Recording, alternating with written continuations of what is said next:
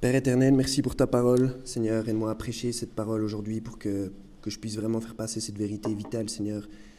Ce thème vraiment très très grave, Seigneur, et aide-moi à y faire justice. Et Seigneur, on te remercie vraiment pour ta parole et ces exemples vraiment très clairs qu'il y a dedans. Et édifie tout le monde par mon message aujourd'hui, s'il te plaît, Seigneur, et remplis-moi ton Saint-Esprit. Dans le nom de Jésus, Amen. Donc la partie du chapitre, vous l'avez deviné peut-être, sur laquelle j'aimerais me concentrer en fait, ça commence au verset 19. Il y a plein d'histoires tristes dans la vie, mais ça c'est vraiment le meilleur exemple qu'on puisse trouver en fait, l'exemple d'un homme qui meurt sans Dieu et qui va en enfer et qui reste en enfer pour toujours et pour toujours et pour toujours. Juste quand on y pense, c'est absolument ahurissant en fait. La gravité de ce qu'on vient de lire. Et il y a plein d'histoires tristes dans le monde. Il y a plein d'histoires tristes. Il y a des gens qui perdent leur santé, il y a des gens qui perdent tout leur argent, il y a des gens qui perdent leur époux, leur épouse, des gens qui perdent un fils, une fille. Mais il n'y a pas plus triste qu'un homme qui meurt sans Dieu, qui va en enfer et qui y reste pour toute l'éternité.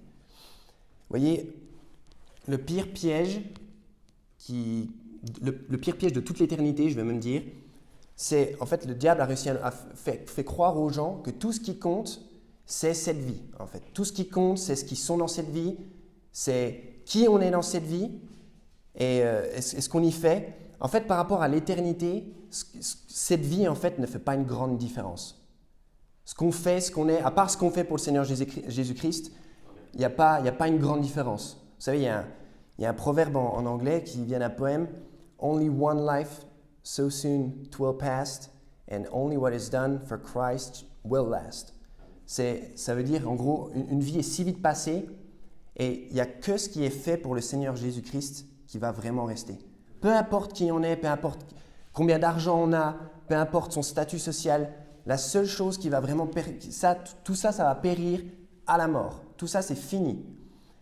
Et ensuite, on se présente devant Dieu. Donc, ça, c'est la plus grosse arnaque, la plus grosse charlatanerie qui existe de penser qu'il y a cette vie qui importe. Les gens, voilà, moi, il y a quelques années, j'étais comme ça. Tout ce que je voulais, c'était je voulais devenir musicien. Tout ce qui m'intéressait, c'était de vivre une vie mondaine et de percer dans la musique concrètement. Et ça a zéro importance en fait. La pire des choses, c'est de mourir sans Dieu en fait et d'aller en enfer. Donc ici, la Bible nous raconte l'histoire de deux hommes. Et en fait, cette histoire, ce n'est pas une parabole. Comme les témoins de Jéhovah, j'ai rencontré les témoins de Jéhovah cette semaine qui m'ont dit justement que ça c'était une parabole. Et ils m'ont dit que c'était symbolique, que tout ça était symbolique.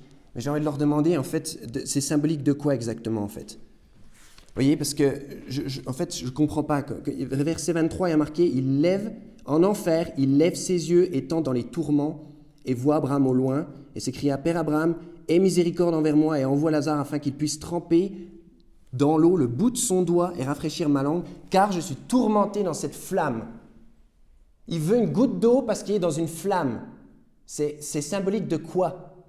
D'une soif pour Dieu? D'ailleurs, j'ai soif, moi. De quoi c'est symbolique? Ils n'ont pas pu me répondre. Donc non, c'est pas une parabole, les amis. C'est une véritable histoire. C'est une anecdote qui s'est vraiment produite, puisque là, en fait, le Seigneur Jésus nous donne des noms. Il nomme des noms, il donne des noms propres. Dans les paraboles, Jésus, il ne donne pas de noms propres. C'est toujours des vierges, c'est toujours des personnages, c'est toujours assez abstrait. Là, il donne les noms. Il donne les noms des gens qui sont encore vivants, en passage. Donc, ces deux hommes ont vraiment existé, ils ont vraiment vécu, et ils sont vraiment morts, et ils sont vraiment allés à deux endroits différents. Et la première chose que j'aimerais dire sur cet homme riche, ce certain homme riche, c'est qu'il a douté de la véracité de la parole de Dieu de son vivant. Il a douté de la parole de Dieu de son vivant. Il y a des milliards de gens sur Terre, aujourd'hui, cet après-midi, qui ont douté de la véracité de la parole de Dieu, et c'est pour ça qu'ils sont en enfer aujourd'hui. Il y a des milliards de gens en enfer maintenant. Et là, la Bible nous dit que cet homme avait Moïse et les prophètes. Hein? Ils avaient Moïse et les prophètes, mais il ne les a pas écoutés. La Bible nous dit que visiblement, il ne les a pas entendus, il ne les a pas écoutés, il n'y a pas cru. C'est ça que ça veut dire. Et vous me dites, ouais, mais Tristan, qu'est-ce que Moïse et les prophètes ont dit, en fait? Qu'est-ce qu'ils ont dit? Oh, il y a plein de choses, en fait, dans Moïse et les prophètes. Par exemple, Nombre 21, on en parlait tout à l'heure. Cette histoire où quand il y a les serpents enflammés qui sortent de partout puis qui commencent à torturer les gens, qui commencent à les tuer. Et il y a le Seigneur qui dit à Moïse de prendre un serpent, de le mettre sur un piquet et que quiconque regarderait ce serpent, en fait, survivrait. Et ça, c'était une image du Seigneur Jésus-Christ, comment il allait venir et mourir sur une croix justement pour nous garder d'aller en enfer. Il avait cette histoire-là. Il avait aussi Psaume 9, 17. Il avait ce que David a écrit. « Les méchants seront dirigés jusqu'aux enfers. » Il a sûrement entendu parler de ça. Psaume 139, 8. « Si je monte au ciel, te voilà. Si je me couche en enfer, voici, tu es là. » Il avait cette histoire, il n'y a juste pas cru. Il avait aussi Ésaïe 53, le chapitre où on décrit les souffrances volontaires du Messie, quand il se donne volontairement pour nous, et comment il allait être meurtri pour nos péchés, et qu'il allait mourir à notre place. Pourquoi tout ça en fait? Pour nous sauver de l'enfer. Ne me dites pas que l'Ancien Testament ne mentionne pas l'enfer. Cet homme, il avait les Écritures, et il avait bien plus d'histoires que les quelques-unes que je viens de citer. Il avait les Écritures, mais en fait, il les a simplement ignorées, quoi. Il les a simplement ignorées, et c'est sa faute s'il est maintenant en enfer. Je vous dis, la chose la plus stupide que quelqu'un peut faire, c'est ignorer ce que cette Bible a à vous dire. Il n'y a pas plus stupide que ça. Je sais que c'est cool d'ignorer la Bible, c'est cool de ne pas savoir ce qu'il y a dedans, de se moquer des gens qui vont à l'église. C'est cool, c'est peut-être cool, mais en tout cas, c'est profondément débile. Et c'est même plus que ça, c'est mal. C'est mal parce que vous faites une grave erreur si vous n'êtes pas attentif à ce que dit la Bible. Et soyez attentifs à la Bible de votre vivant. Parce qu'après, c'est trop tard. Le deuxième point que je voudrais dire sur l'homme riche, c'est que cet homme avait plus d'égard pour les richesses de ce monde que pour les gains spirituels. Vous voyez, l'argent sans Dieu, ça peut être la plus grande malédiction sur un être humain. Ça peut être en fait, en soi, l'argent, il n'y a rien de mal, il n'y a pas de problème avec l'argent en soi. C'est ni bien ni mal, c'est neutre. En fait, l'argent, c'est juste quelque chose. Il n'y a pas de péché en soi dans l'argent, mais c'est l'amour de l'argent, nous dit la Bible, qui est la racine de tous les maux. Tous les maux. Ceux qui croient que l'argent peut tout accomplir feront n'importe quoi pour l'argent. Si les gens qui transforment l'argent en Dieu, ils feront n'importe quoi pour de l'argent, pour en avoir. Et la Bible nous dit en Marc 10, 24 qu'il est difficile pour ceux qui se confient dans les richesses, ceux qui croient que les richesses, ça peut faire quoi que ce soit. En ce qui concerne leur âme ou autre, qu'il est difficile pour ceux qui se confient dans les richesses d'entrer au royaume de Dieu. Il dit après, mes enfants, qu'il est difficile pour les riches de voir le royaume de Dieu. Mais pourquoi? Pourquoi il dit ça? Parce que ceux qui ont beaucoup de richesses dans ce monde ont une tendance, en fait, à penser que leur argent peut les faire sortir de n'importe quelle situation. Qu'ils peuvent juste payer pour faire taire les gens, qu'ils peuvent sortir de prison s'ils donnent une somme d'argent. Mais en fait, on ne peut pas tout régler avec de l'argent. Et il y a une prison dans laquelle on ne peut pas sortir avec de l'argent et c'est l'enfer. On ne peut pas payer pour sortir de l'enfer. Vous êtes au courant de ça? On ne peut pas acheter une faveur à Dieu. On ne peut pas acheter une bénédiction à Dieu. Il n'y aura jamais assez d'argent dans aucun compte bancaire suisse pour acheter un seul péché. Même pas le plus petit des péchés. On pourrait rassembler tout l'argent qu'il y a dans ce pays Il n'y aurait même pas assez pour racheter même un tout petit mensonge ou une pensée oisive. On ne peut rien acheter à Dieu. Et surtout pas sortir de l'enfer. Il y a bien plus important que les richesses. Et c'est, est-ce qu'on est en règle avec Dieu? Ça, c'est plus important. Ce mec, il avait plus d'égards pour les richesses. Vous voyez, l'argent, ça peut nous acheter plein de connaissances. Ça ne peut pas acheter des amis. Avec l'argent, on peut s'acheter des médicaments, on peut s'acheter les meilleurs médecins, mais ça ne peut pas nous payer la santé, ni le moral. L'argent, ça peut nous procurer des femmes, mais ça ne peut pas faire en sorte qu'une épouse vous aime. Les choses spirituelles sont bien plus importantes en fait que les richesses de ce monde. Notre monde, il a complètement perdu la boule avec l'argent. On vénère l'argent. Les gens font n'importe quoi pour de l'argent parce qu'ils pensent que ça peut les sauver, ça peut les protéger de tout. Et encore une fois, il n'y a rien de mal avec l'argent. Mais il y a bien plus important que trouver de l'argent et d'être riche. C'est être en règle avec Dieu. Troisièmement, il est mort sans se mettre en règle avec Dieu. Vous voyez, au verset 23, excusez-moi, verset 23, et en enfer, il lève les yeux, étant dans les tourments. Il a oublié de faire quelque chose de son vivant. Il a oublié la nouvelle naissance. Il a oublié de faire ça. Ben, c'est bien dommage. La Bible dit qu'il faut naître de nouveau pour aller au paradis. Vous êtes né de nouveau? Vous êtes né de nouveau? Ça vous est déjà arrivé? On peut pas aller au ciel. On peut pas aller au ciel quand on meurt si on n'est pas né de nouveau, en fait. Il faut vous poser cette question. Et si vous dites je sais pas, bah très clairement c'est pas votre cas. Très clairement vous n'êtes pas né de nouveau. Jésus nous dit en vérité je te dis que si un homme ne naît de nouveau, il ne peut voir le royaume de Dieu. Et donc y entrer quand il meurt. C'est ça que Jésus est en train de dire. Donc voilà. Après Nicodème nous donne la preuve qu'il est bien spirituel. Après ça, mais c'est comme ça en fait. Vous voyez, cet homme, il est né une fois et du coup il a dû mourir 2 fois. Et il est mort physiquement, comme on va tous mourir. Ensuite, il est mort spirituellement en enfer pour toujours et pour toujours et pour toujours. Vous voyez, si vous êtes né 2 fois, vous allez mourir juste une fois. Moi, je suis né à Besançon, à la maternité, il y a une 30aine d'années, à la maternité La Mère et l'Enfant. Je suis né, j'étais un petit bébé, je suis né une fois de la chair. Et je suis né la seconde fois quand j'ai accepté le Seigneur Jésus-Christ comme sauveur. J'ai simplement reconnu, Dieu, j'ai péché, je ne peux pas y arriver tout seul. S'il te plaît, sauve-moi. Quand j'ai réalisé que l'enfer est un véritable endroit qui existe, je me suis dit, mais il faut être complètement fou pour y aller. C'est ça en fait. Il faut être complètement fou pour finir là-dedans. Une fois qu'on sait qu'on peut être sauvé, et je suis né de nouveau. À ce moment-là, je suis né de nouveau en fait. Et Dieu a régénéré mon esprit et je vais vivre éternellement. Voilà. Est-ce que ça vous est arrivé?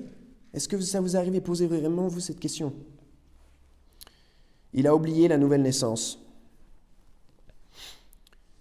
Donc, voilà. Si vous êtes né de nouveau, vous allez juste mourir physiquement et votre vieux corps va disparaître pour toujours. Gloire à Dieu pour ça. Et par contre, si vous êtes né qu'une seule fois, attention, vous allez mourir physiquement et puis spirituellement quand Dieu vous jettera dans le lac de feu corps et âme.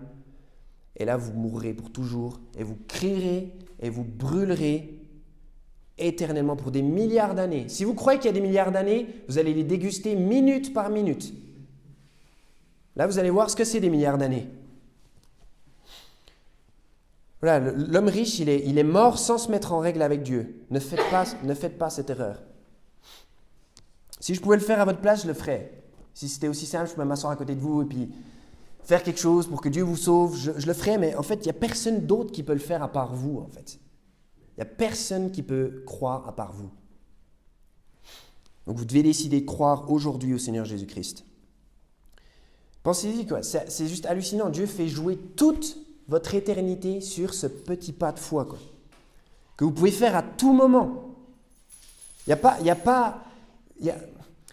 à l'heure, j'en parlais dans la voiture, il n'y a pas de chose plus importante. Ce qu'on fait ici à Genève, il n'y a pas plus important que l'évangélisation qu'on fait à Genève. Il n'y a pas plus important que ce que je prêche maintenant sur l'enfer. C'est le sujet le plus grave. Vous savez, moi, si je fais des centaines de kilomètres tous les dimanches, parce que je vous aime bien, mais c'est aussi parce qu'il y a un enfer, en fait. Si je prêche ce sermon, c'est parce qu'il y a un enfer. Si je m'énerve, c'est parce qu'il y a un enfer. Si je vais évangéliser et que je plaide des fois 2 heures avec des clients témoins de Jéhovah, c'est parce qu'il y a un enfer. Et je suis inquiet pour leurs âmes. Voilà pourquoi on est là. C'est parce qu'il y a un enfer. Vous y croyez à l'enfer ? Il n'y a pas plus important que ce qu'on fait. Il n'y a pas plus important que les affaires de Dieu. Quatrièmement, ses finances, ses richesses se sont stoppées complètement au niveau de sa mort, dès qu'il est mort. Donc, en fait, quand on meurt, en fait, on est complètement fauché. Vous voyez ? On n'a plus de sous quand on meurt. C'est fini. Tout tombe. Tout ce qu'on avait, peu importe, tout disparaît. On quitte ce monde, tu n'as plus rien. Tu n'as plus de compte bancaire. Dans Job 1, Job 1 nous dit qu'on vient dans ce monde avec rien du tout et on repart avec rien du tout. C'est exactement ça en fait. Vous allez partir avec aucune des choses matérielles que vous voyez. Tout ce que vous voyez, tout est temporaire. Tout est temporaire. Même quand il n'y aura plus d'argent liquide, tout est temporaire. Il y a des gens qui pensent à l'argent toute la journée en fait. Il y a des gens, dès qu'ils ouvrent les yeux le matin, ils pensent à comment ils vont gagner de l'argent. Jusqu'au moment où ils se couchent, jusqu'au moment où ils arrêtent, ils pensent toujours gagner plus. Ils ne s'endorment pas avant d'avoir trouvé une solution pour gagner plus. Et réfléchissent à ça toute la journée. C'est complètement absurde. Quand on sait que cette vie, elle est vraiment courte et qu'on devrait en fait se préparer à rencontrer Dieu. Toute notre vie, on devrait se préparer à rencontrer Dieu. Et amasser des trésors au ciel. Des trésors et des richesses qui sont incorruptibles, qui vont durer pour toujours. Pas un salaire, pas un héritage, pas un patrimoine. Un patrimoine céleste. Vous voyez là, l'homme riche, il supplie pour une goutte d'eau et personne ne peut l'aider. Ni sa famille, ni ses amis, ni son rabbin. Plus personne ne peut plus rien pour lui. Vous voyez, puis j'imagine, la Bible Jésus nous précise qu'il était riche, ce mec.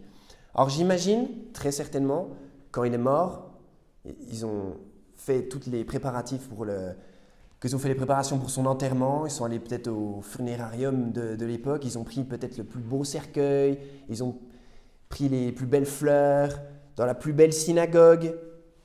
Et je suis sûr que le rabbin est venu et puis a dit des choses sur lui, a expliqué que c'était un homme vraiment important, c'était un super citoyen qui a fait plein de choses.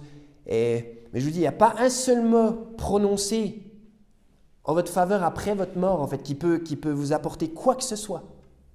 En fait, tu es parti pour toujours et c'est fini. Ta vie, elle est finie. Et tu quittes ce monde, la seconde tu quittes ce monde, tu vas en enfer. Et en fait, il aurait mieux fallu pour cet homme de ne jamais naître. Vraiment, quand on voit comment il finit, il aurait mieux fallu pour lui de ne jamais naître en fait. Si tu vis 80 ans, ou 80 ans comme on dit par ici, si tu vis 80 années pour finir en enfer, il aurait même mieux fallu ne jamais naître, ne jamais exister. Il aurait fallu mourir le jour de ta naissance, au mieux. Cinquièmement, il a découvert trop tard la nécessité absolue de se repentir. Et quand je dis se repentir, je ne parle pas de se repentir de ses péchés, je parle de se repentir, si on va en Actes 3,19, vous pouvez lire avec moi. On a une bonne définition de ce que ça veut dire se repentir. Acte 3,19, il y a marqué « Repentez-vous donc et soyez convertis afin que vos péchés puissent être effacés. » Vous voyez ? En fait, se repentir, là, l'homme riche, il a oublié de se repentir en fait. Vous voyez? Et surtout, il a découvert, par cette découverte en a amené une autre, c'est qu'il a découvert que la prière, après la mort, sert à absolument rien du tout. Ça ne sert à rien du tout de prier pour les gens qui sont morts. C'est maintenant qu'il faut prier. Il y a des gens, il y a des catholiques qui disent « Oh, faut prier pour mon mari défunt, faut prier pour mon grand-père, faut prier pour mon oncle. » Mais il ne peut pas t'entendre là où il est. Il n'y a aucune prière, en fait. Il n'y a aucune prière qui peut aider aucune personne qui est en enfer. Vous êtes au courant qu'il n'y a pas de purgatoire dans la Bible? Il n'y a pas de purgatoire dans la Bible. Je vous donne 1 million d'euros si vous me trouvez un purgatoire dans la Bible, dans la Osterwald ou dans la King James. 1 million d'euros. Vous allez dire, Tristan, tu n'as pas 1 million d'euros. Mais j'aurais le temps de gagner 10 fois ça avant que vous trouviez un purgatoire dans la Bible. Il n'y a pas de purgatoire dans la Bible. Il n'y a pas d'état intermédiaire en fait entre le paradis et l'enfer où on reste pendant plusieurs milliers d'années et les gens ils prient sur terre pour nous faire sortir. C'est ridicule. Ça n'existe pas dans la Bible ça. Ces deux hommes sont morts et il y en a un qui est allé au ciel et il y en a un qui est allé en enfer. C'est tout. Et ça fait partie du caractère de Dieu. Dieu il est toujours comme ça. C'est toujours haut ou bas. C'est toujours par ici ou par là. C'est toujours c'est le paradis ou l'enfer. Il n'y a pas d'état intermédiaire en fait. Et soit vous êtes en route pour vous êtes soit en route pour le ciel, soit vous êtes en route pour l'enfer. Soyez gagnés aujourd'hui. Ouvrez vos yeux. Soyez gagnés au Christ aujourd'hui. Vous êtes peut-être en route pour l'enfer. Sixièmement, il a découvert que le pardon, la miséricorde, après la mort, n'existe pas. Il n'y a plus aucun moyen de changer quoi que ce soit une fois qu'on est mort. L'état dans lequel on est, c'est l'état dans lequel on reste. Et lui, son état, c'est d'être dans une flamme tourmentée. Vous savez, des fois, cette histoire, je la lis une fois par semaine au moins. Tellement je la trouve absolument fascinante. Et j'imagine, en fait, de temps en temps, j'imagine toutes les prières qui sont dites, en fait, en enfer. Toutes les prières qui sont prononcées. Je suis sûr qu'il y a infiniment plus de prières prononcées, en fait, en enfer que sur terre. J'imagine le nombre de prières. Imaginez la réunion de prière qui est en bas, là. Imaginez 2 secondes. Prière incessante qui dure depuis 6000 ans. De temps en temps, des fois, j'y pense et ça me fait suer, quoi. Ça m'angoisse terriblement, quoi. J'imagine des gens, en fait, qui sont en train de se débattre et j'imagine des flammes qui montent tout autour d'eux et puis ils crient, puis ils disent, ils supplient Dieu, ils supplient Dieu d'arrêter, en fait. Ils disent, non, Dieu, pas ça, arrête. Et puis, en fait, personne entend leur prière. Dieu a éteint les micros. Ils sont dans le noir, dans un enfer insonorisé et ils brûlent et personne n'entend en fait. Dieu n'entend plus rien en fait. Il prie et il prie et il prie. C'est maintenant qu'il faut prier. Vous ferez mieux de prier maintenant.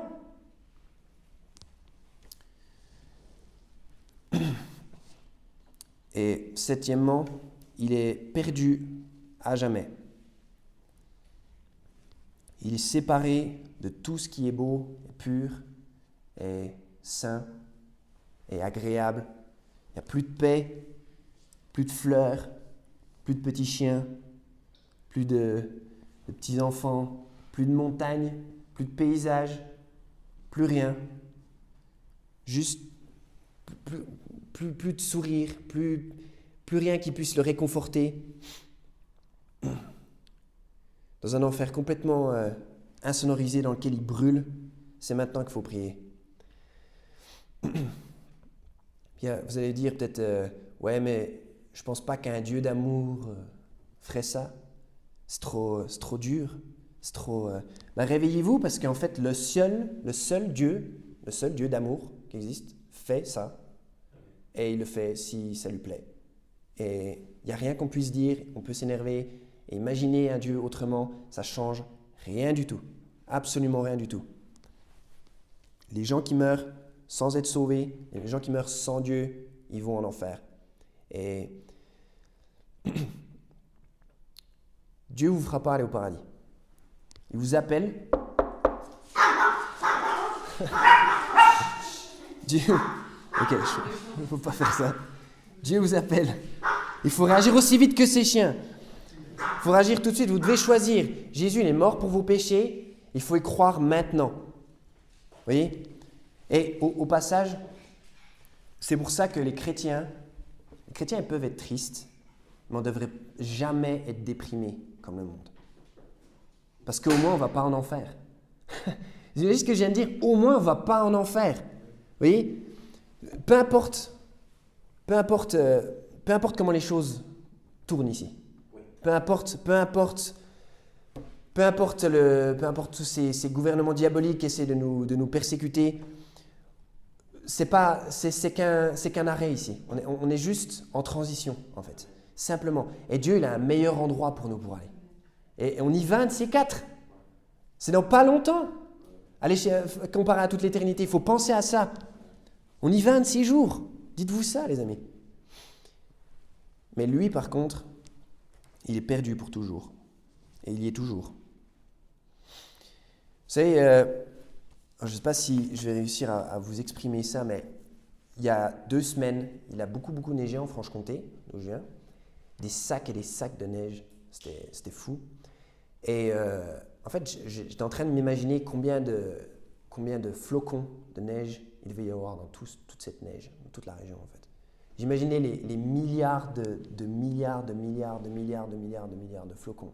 Et j'imaginais en fait chacun de ces flocons fondre un par un, à la vitesse de 1 flocon tous les 1000 ans. J'imagine en fait une personne qui est envoyée en enfer, Dieu la met en enfer, elle y est pendant 1000 ans, et il y a un de ces flocons qu'il y a en Franche-Comté qui fond. Après, Dieu il te laisse en enfer pendant encore 1000 ans, et il y a un 2e flocon qui a fondu. Après Dieu, il te laisse en enfer pendant 1000 ans, et un 3e flocon. Vous écoutez ce que je dis? Vous imaginez ce que ça veut dire? Et après, au 4e flocon, en fait, il y a une tempête de neige qui arrive. Et chaque flocon, 1000 ans. Mais réveillez-vous, quoi. Réveillez-vous.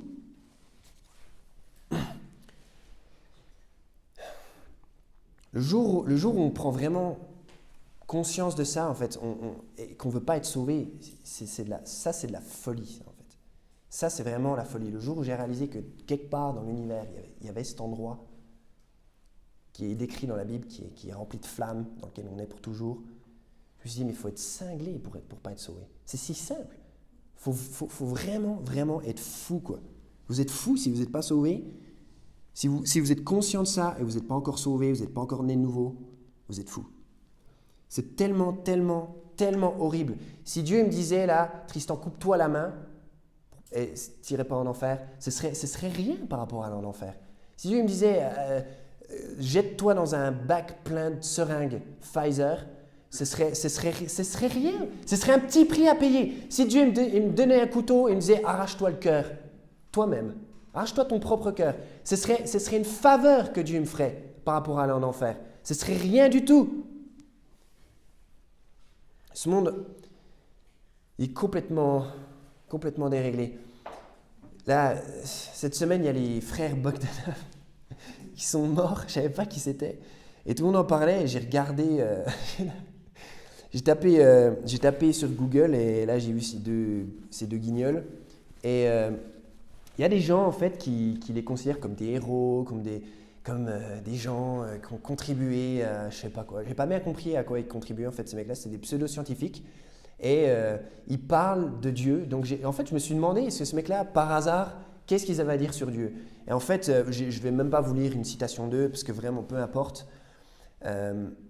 Mais en fait eux ils disaient que Dieu c'est la théorie du Big Bang, que c'est les 13 milliards d'années, et que c'est tous ces trucs, et que si on regarde l'astronomie, ça se trouve ils aimaient l'astrologie aussi, mais quand on s'intéresse à l'astronomie, c'est là qu'on trouve Dieu.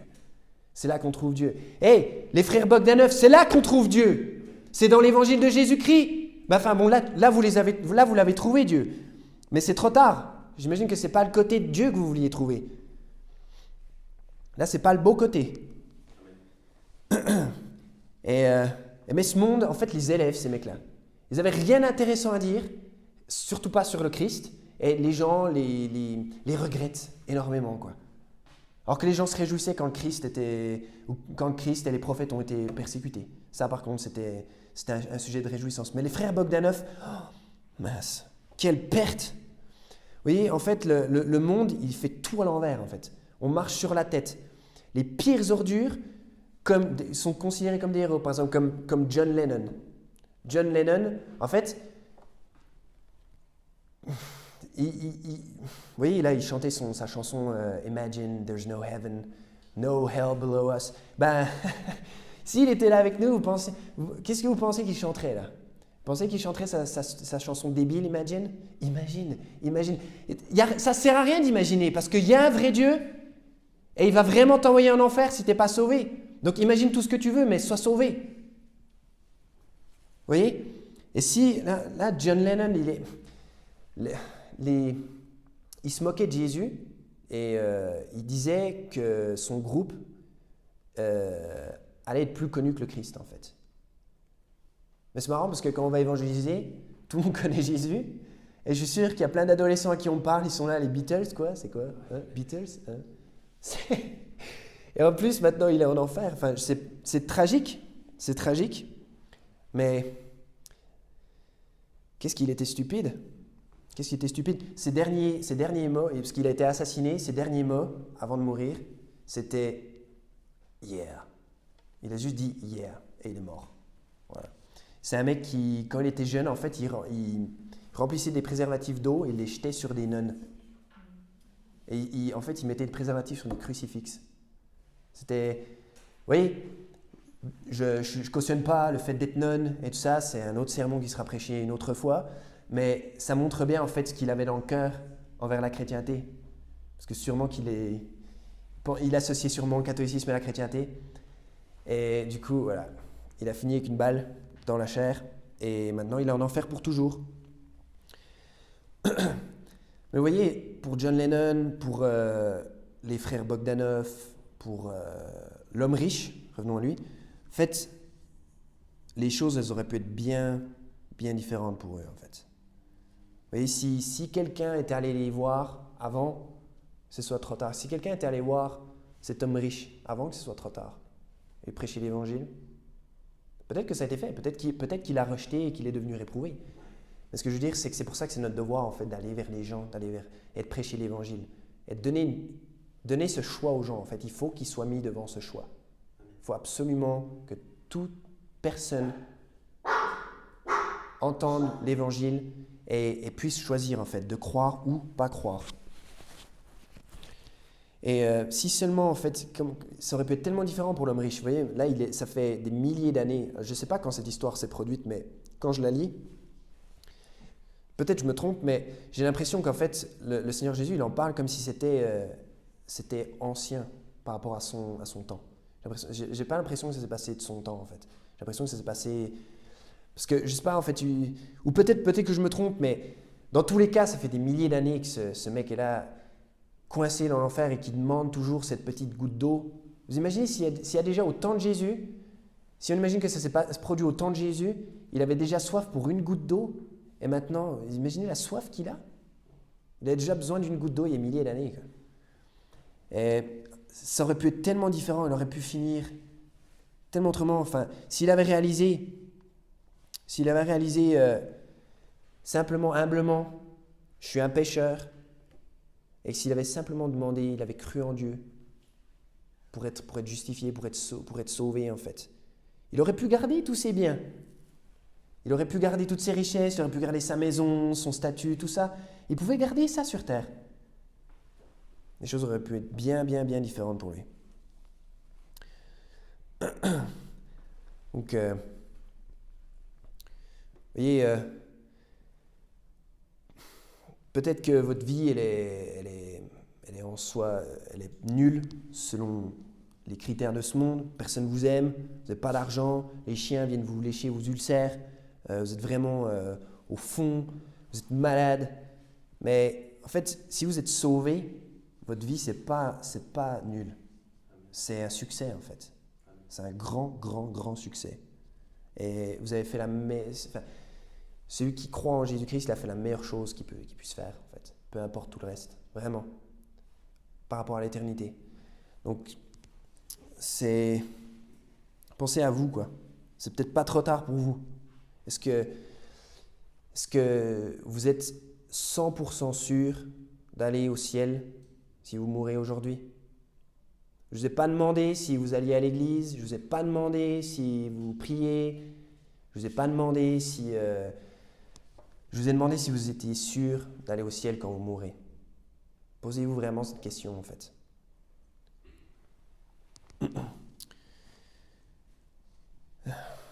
Si vous savez que ce qu'on a lu, c'est ce que je viens de dire sur l'enfer est vrai, et qu'un jour ou l'autre vous allez mourir et vous serez confronté à ça, est-ce que vous êtes prêt à vous présenter devant Dieu? Est-ce que vous êtes prêt? Est-ce que votre âme elle est prête?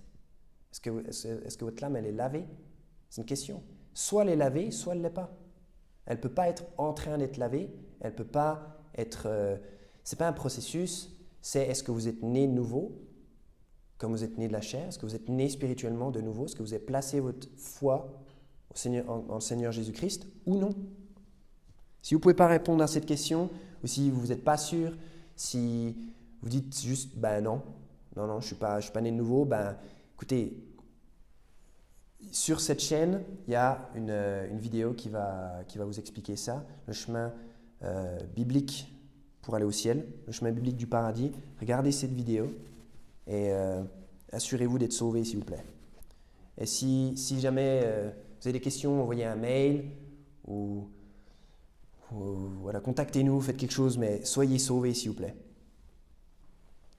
On va prier. Père éternel, merci pour ton Fils Jésus-Christ, Seigneur. Merci parce que tu nous as sauvés éternellement de l'enfer. Et merci parce que nos vies sont un succès, Seigneur. Merci parce qu'on a placé notre foi en ton Fils Jésus. Et du coup, on a la vie éternelle, Seigneur. Et on est sauvés de l'enfer pour toujours.